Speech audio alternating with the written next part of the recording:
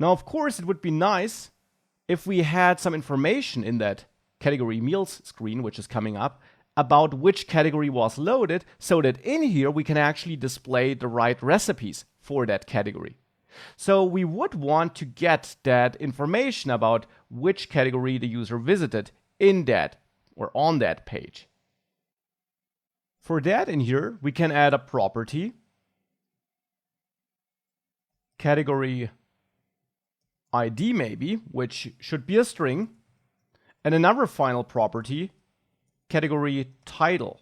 And of course, you can give these any names you want. Then let's add a constructor by repeating the class name as you learned it. And there, let's assign values to this category ID and the category title. So now when we create the category meal screen, we need to forward that information to that created screen. So in category item, thankfully, we can get that information. We have the title already, and the ID is also something we can expect there by simply adding it as another argument here we want to have in the constructor and another property we manage here. And now in the place where we create our category items, so in the categories screen, we simply have to forward that ID, and thankfully that is available here in our cat data, so it's no problem to forward that.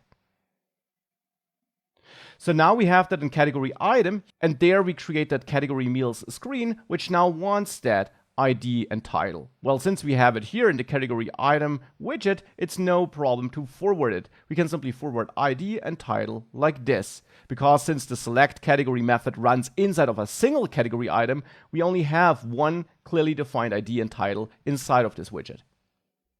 So now in the category meals screen, we can use that, and for example, instead of showing the recipes here, we could output the category title here, which seems more appropriate.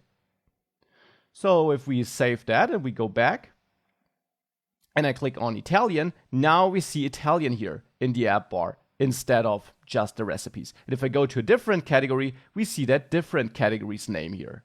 So that is how we can pass data into a new page if we load it like this by using navigator push. Now, since I'm saying it like this, it already sounds like there also is a different way of loading pages, right? Let's have a look at that way too.